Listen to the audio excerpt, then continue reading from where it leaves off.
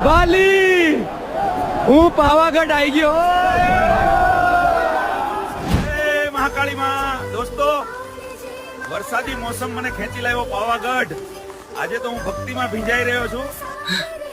સીડીઓ તો બહુ છે પણ માં માટે ચઢવું પડશે.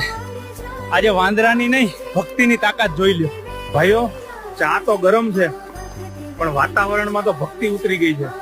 આ વરસાદી પાવાગઢની યાત્રા એ દિલથી લાગે છે. જય મહાકાળી. બસ થોડું જ બાકી છે. શ્વાસ ચડી ગયો છે પણ હિંમત નથી હાર્યો. આપણે પહોંચી ગયા ઉપર. ચાલો હવે માતાજીના દર્શન કરીએ. બોલો મહાકાળી માતાની.